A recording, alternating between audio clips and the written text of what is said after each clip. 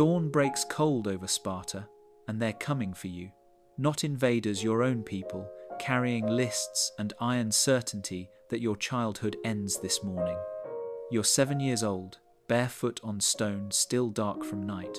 Your mother kneels, adjusting your tunic with hands that won't stay still. She smooths fabric already smooth, tucks your hair twice, 3 times. Spartan women don't cry, raised from birth to believe tears weaken the city, that sons belong to the state before they belong to mothers. But her fingers shake against your cheek before she pulls away. Your father fills the doorway, broad shoulders, scarred arms, eyes aimed anywhere but at you. Affection marks weakness here, and weakness spreads like sickness through Sparta's narrow streets. The Paidonomos appears the boy herder, though no one calls him that where he can hear. Lean as rope, with eyes that measure you like livestock. He holds a wax tablet scratched with names. Your name has always been there, waiting since the day elders inspected you as an infant, turning you in their hands like pottery, checking for cracks. Come, he says, not cruel, not kind, just fact.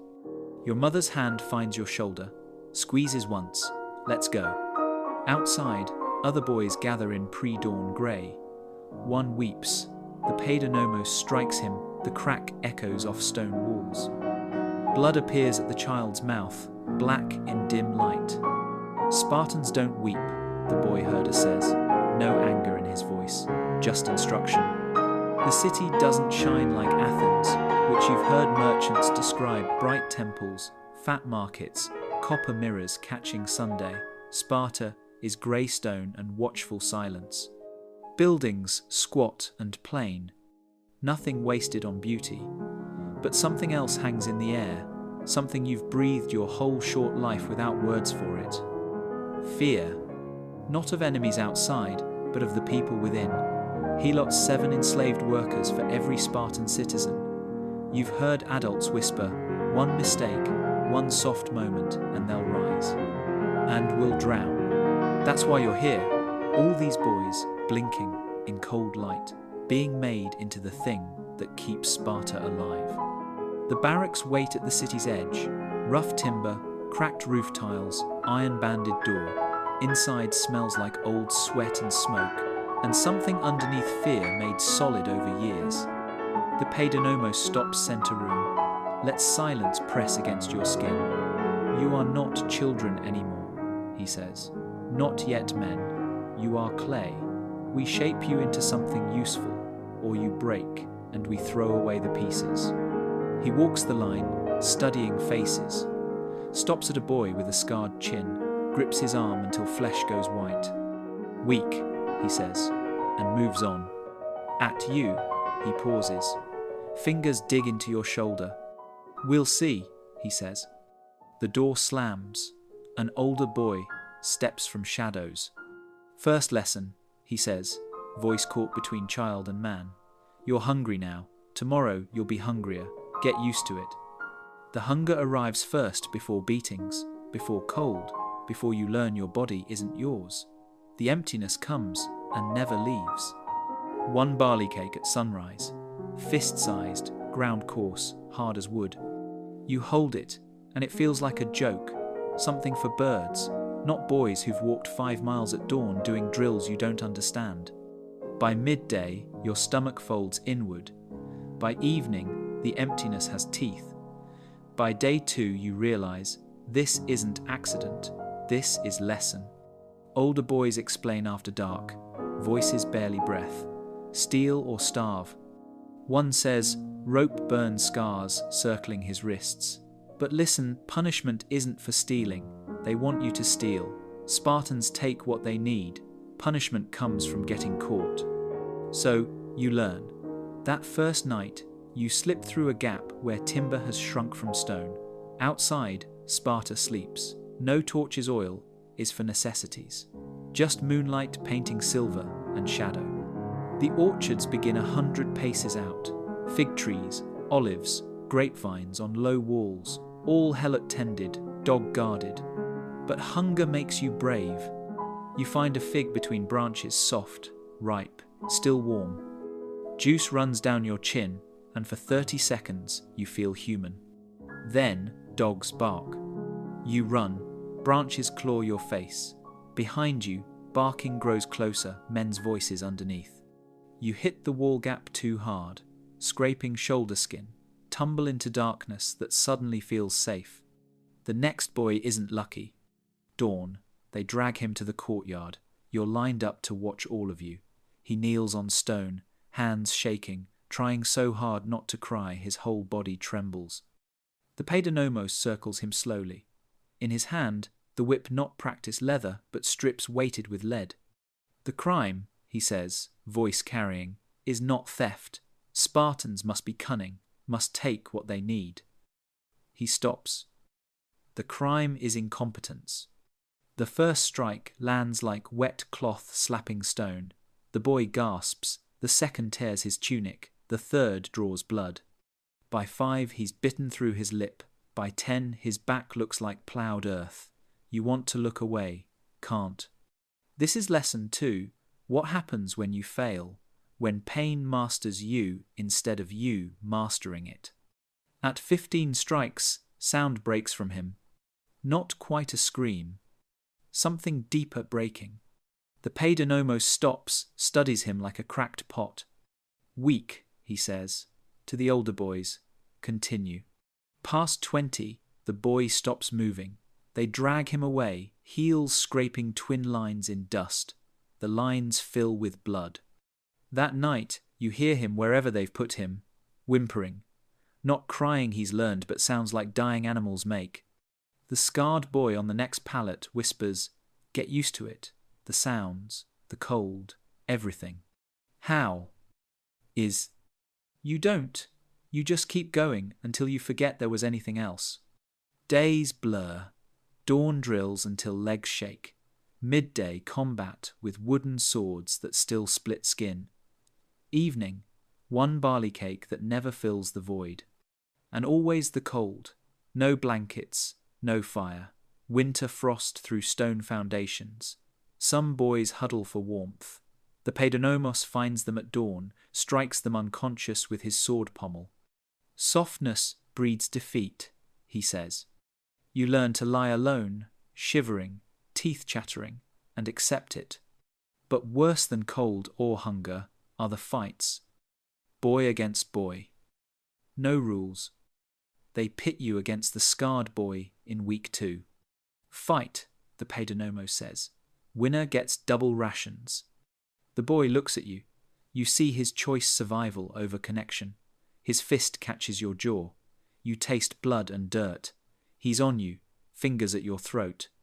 You claw his face. Your nails find his eye, and he jerks back. You scramble up, swing, connect with his temple.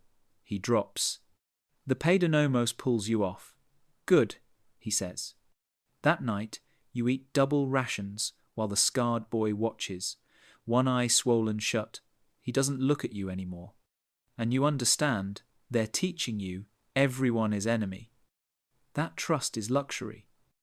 That survival means hurting anyone. Even the boy who might have been friend.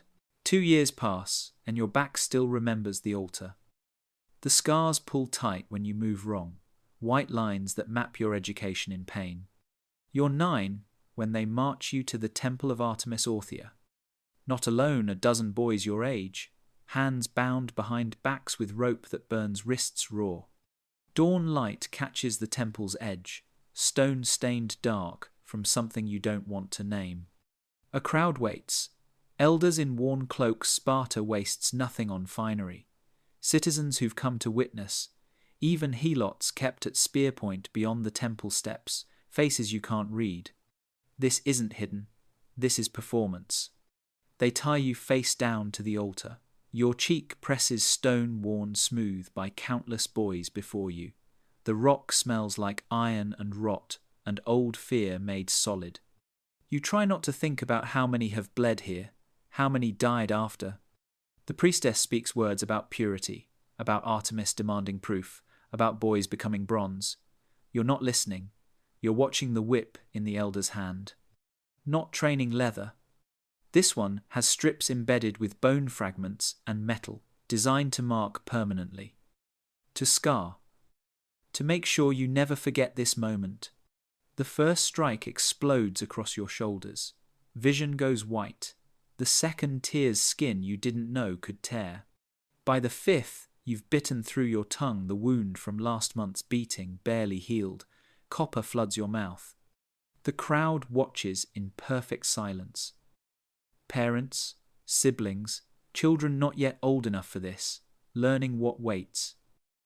Your pain is their lesson. This is what Sparta requires. This is what you'll become. Some boys die here. Not from the whipping itself, the priestess knows exactly how much a body endures, but from what follows. Infections that blacken flesh, fevers that boil brains, and leave boys screaming things that make no sense. You heard about one boy who took 70 strikes, walked 3 steps from the altar before his legs gave out. They left his body there a full day as reminder. By strike 20, you stop counting. Focus on anything else, the stone's temperature, the crowd's breathing, a bird calling somewhere beyond the temple. By 30, your back is furrows, ploughed earth, skin opened to muscle and bone. Blood pools beneath you, flowing through channels carved in the altar for exactly this. Centuries of blood, generations of boys broken for a goddess and a city's pride. When it stops 37 strikes, you learn later they untie your wrists. You fall, can't catch yourself. Face hits stone and you barely feel it. Everything is underwater, distant, unreal. An older boy drags you back by your ankles. Your destroyed back scrapes gravel and dirt. You watch stars overhead through tears you can't control, wondering if they care, if anything beyond Sparta's walls cares what happens to children here. That night, face down on your pallet, you hear others breathing in darkness. The scarred boy is somewhere to your left. A newer boy to your right, probably reviewing tonight's lesson. This is your future. Learn to endure or die trying. Your back screams with each breath. Blood seeps through the rough bandage they bothered to apply. Waste nothing, not even damaged boys. You realize something that cuts deeper than whips ever could. This isn't the end of your education. It's preparation for something worse. And that something waits in the darkness ahead, patient as death itself. Years blur into routine that's anything but routine. You grow taller, harder, your body a map of scars that tell stories you'd rather forget. Whip marks crisscross your back. Burns from punishment fires dot your arms. A crooked finger broken during combat drill, never set properly that aches when rain comes. You're 16 when the whispers start. Older boys, return from something they won't name, changed, quieter. Something settled behind their eyes that wasn't there before. They don't talk about it directly, but you catch fragments in the dark. Night work, one mutters. Another says necessary, but his hands shake saying it. At 17, they summon you. A room you've never entered. Oil lamps cast shadows thick enough to touch. Elders sit in darkness, faces carved by firelight into masks older than stone. You survived the agoge, one says, voice like grinding rocks. Now you learn its purpose. They place something in your hand, cold, iron. A blade short enough to hide, sharp enough to split bone with one strike. Your fingers close around the handle, and it feels wrong, not the weight, but what it represents. The eldest leans forward. Lamplight catches his eyes, and you see nothing there. No doubt, no mercy, just absolute conviction. For the next months, you live outside the city. No shelter beyond what you build, no supplies beyond what you take. Hunt, steal, survive alone. He pauses. But that's not your true task. The silence stretches. You hear your own heartbeat, too loud, too fast. Your true task, he continues, is the helots. The word hangs in smoky air. You've known helots your whole life, the enslaved workers who outnumber Spartans 7-1, who farm the fields and build the walls and whisper rebellion when they think no one listens. The constant threat, the reason for everything, the starvation, the beatings, the altar's blood. Find the strong ones, the elder instructs, the ones who stand too straight, whose eyes hold fire instead of fear, who might someday lead others against us. He lets the next words fall like stones. And eliminate them. Not war. War has rules, formations, honor between matched opponents. This is murder. State-sanctioned killing of enslaved people, guilty only of being born helot. Terror disguised as training. Population control wrapped in ritual. Another elder speaks, younger, with a scar bisecting his face. Some claim this is just survival training. Wilderness skills, endurance. His mouth twists. They're wrong. The blade isn't for rabbits. They send you out that night. The countryside sprawls dark and endless under a moon barely there. You build no fire, firelight draws attention.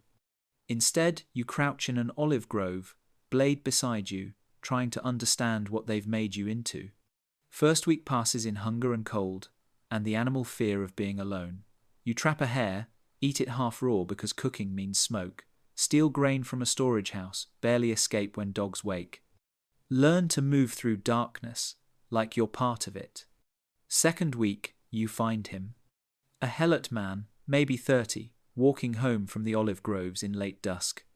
He's singing some working song passed down through generations of bondage, rhythm matched to harvest swings you've watched from barracks windows. Strong, healthy, back unbent despite decades of servitude. Exactly what they told you to find. You step from shadow, he sees you, sees the blade catching last light. His song dies mid-note. For a moment, neither moves. The moon hangs overhead, painting his face silver.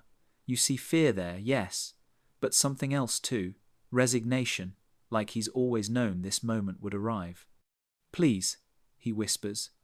Not begging for life, he knows that's decided. My children, when the elders come asking, tell them, pact. He stops, realizes you're shaking, the blade trembling in your grip like something alive.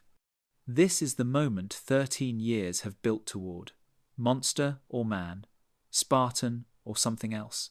The Argo gay or whatever's left of the boy who left home at 7. Your hand won't steady. The blade feels impossibly heavy. He watches you, waits, and in his eyes you see something that breaks you, understanding. He knows what they've done to you, knows you're as trapped as he is, just in different chains. Go, you whisper, voice cracking. Run, now. He stares, doesn't understand mercy from a Spartan any more than you understand giving it. Run, you say again, louder. He does. Disappears into olive branches, footsteps fading into night sounds, crickets, distant dogs, wind through leaves. You stand alone with your blade and wait for consequences you know will come. They find you at dawn, 3 other Cryptea members, blades still wet with blood. They've succeeded, you haven't. The shame in their eyes cuts deeper than any punishment could. Where's your kill? The tallest asks. Lost him in the dark. The lie tastes like ash. They don't believe you, but they don't press.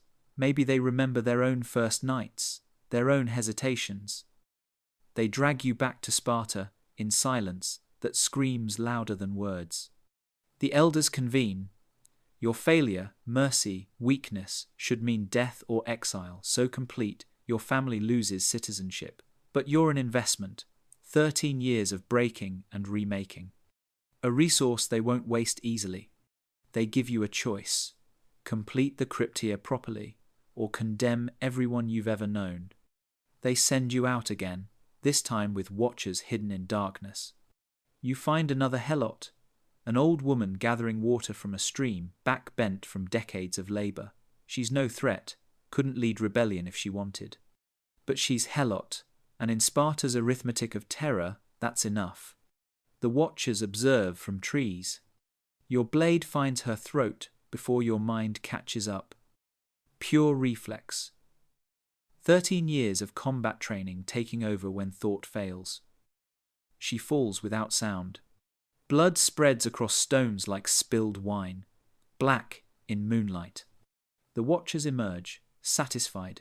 You've proven yourself. The crypteia is complete. But something else completed too. The weapon they've been forging since you were 7, flesh and scar tissue, and conscience, broken down and reformed, it's finally finished. You look at the old woman's body and feel nothing. That's what terrifies you most, not the killing, the emptiness after. You return to Sparta, a citizen at 20, but the boy who left at 7 is gone forever. What stands in his place isn't quite human anymore, just scars and survival instincts wound so tight you've forgotten what it means to be anything else. The city celebrates your completion of the agoge with feasts that would starve men in other cities, but count as generous here. Barley cakes with honey, watered wine. Your family embraces you as though 13 years of separation never carved a canyon between you. Your mother touches your face with hands that shake differently now, not from grief, but from touching a stranger who wears her son's features. Your father claps your shoulder, pride in his eyes. He doesn't see the flinch you hide when flesh meets the whip scars still raised on your back. Doesn't know about the old woman at the stream, or the man in the olive grove, or the way you can't sleep anymore without seeing their faces. They give you 4 nights each month with a wife the state chose. You barely know her name. The rest of your time belongs to Sparta drills, campaigns, endless preparation for wars that may never arrive. You're a weapon now, kept sharp, kept ready, kept empty of everything that might dull your edge. The years pass in a blur of bronze and blood, and the slow understanding that survival isn't the same as living. Then, when you're 25, the earth decides it's had enough. The earthquake hits at midday. No warning, just the ground opening beneath Sparta like a mouth, swallowing whole streets. Buildings collapse inward.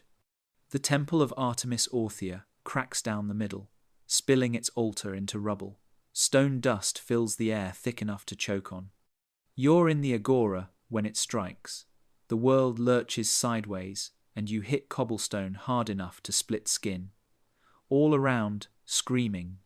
Helots and citizens alike, running, trapped together in terror that doesn't care about status. But the earthquake is just the first horror. The Helots rise. Decades of midnight terror, your terror, the crypteia's terror, generations of state-sanctioned murder. It hasn't bred submission, it's bred rage. And now, with Sparta's warriors scattered, its defences cracked open like rotten fruit, that rage finally breaks free. They pour from the fields and workshops and homes where they've served and suffered and waited. Some carry farming tools turned to weapons. Others have stolen Spartan spears and swords. All of them carry something else, years of accumulated fury that's been building beneath forced smiles and bowed heads. The battle erupts everywhere at once.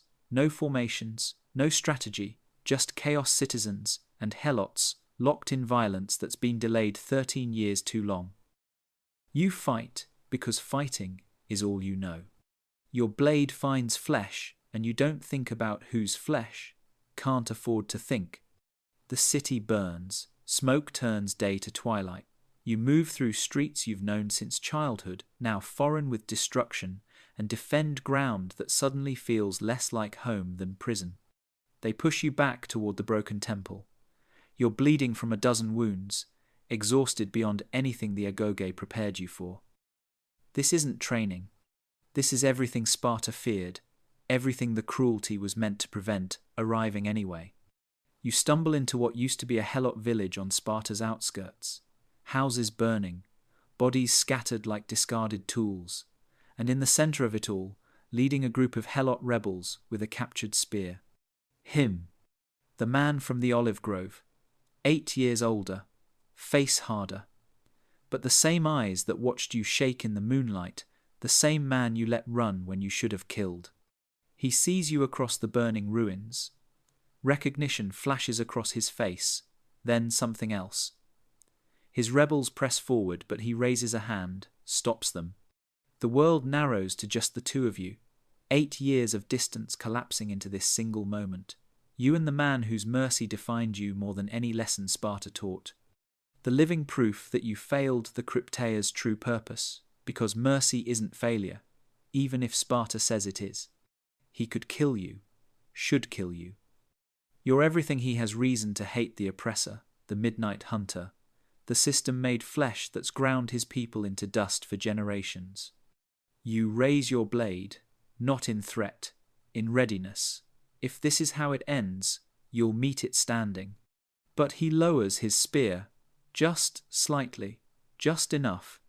Then he turns and leads his people away, disappearing into smoke the same way he disappeared into darkness 8 years before. Mercy meeting mercy, the rarest thing in all of Sparta's brutal history. You stand in the ruins, blade hanging loose in your hand, and understand something that reshapes everything. The system that made you didn't create strength, it created emptiness. And the only real strength you've ever shown was the night you refused to fill that emptiness with an innocent man's blood. The uprising fails. Of course it fails. Sparta's military strength, even cracked by earthquake, proves too much. Helots die by hundreds.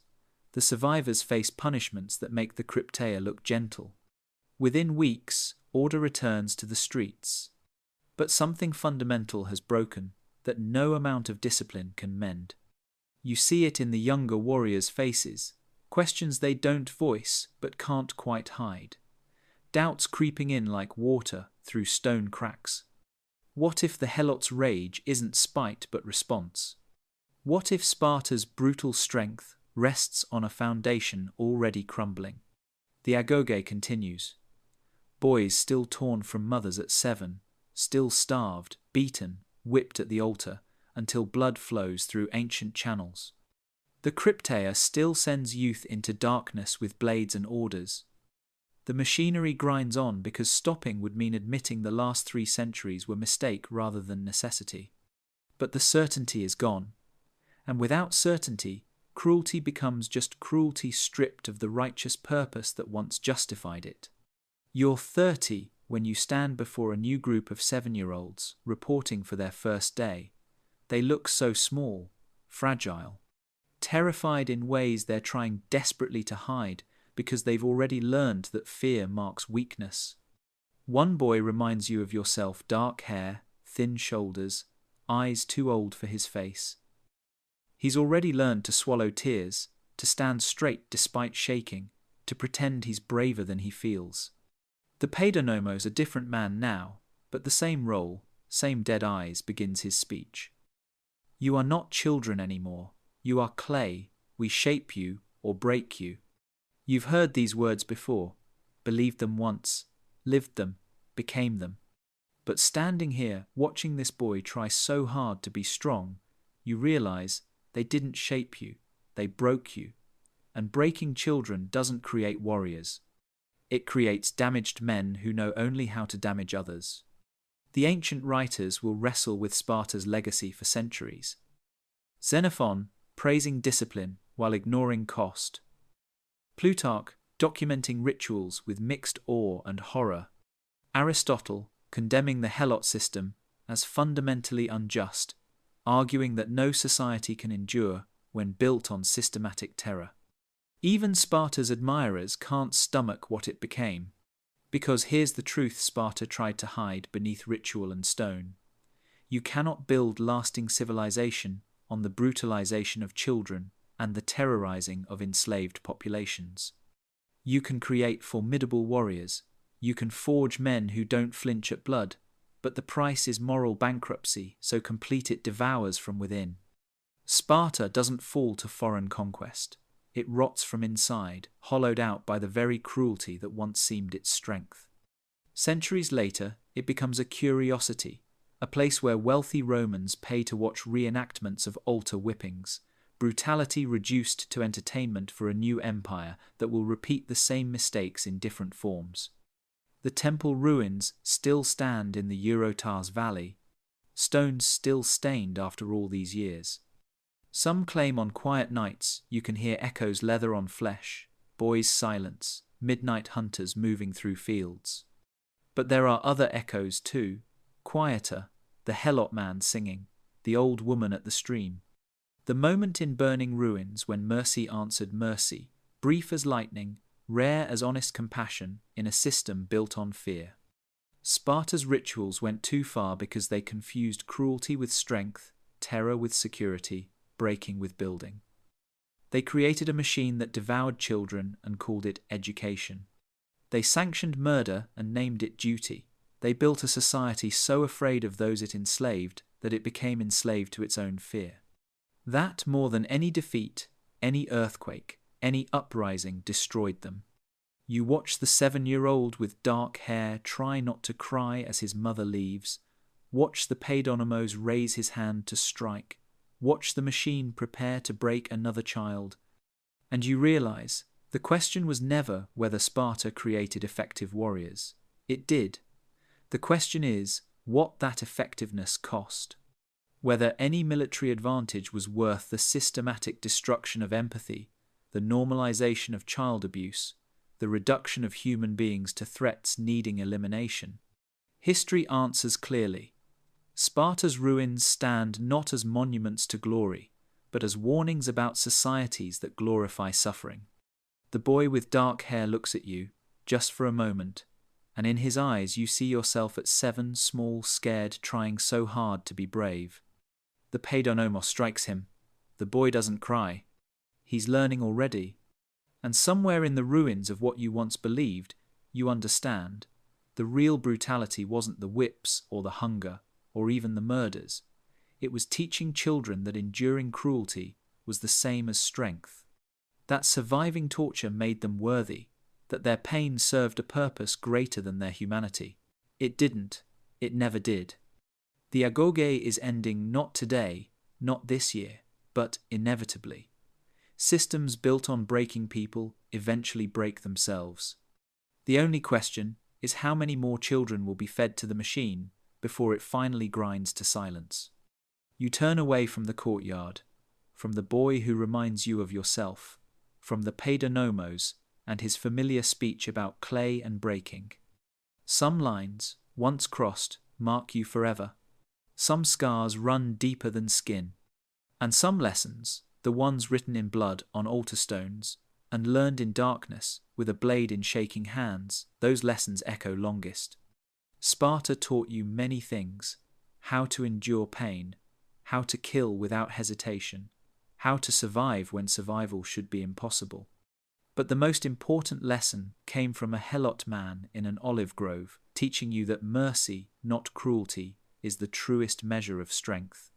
That lesson, at least, was worth remembering.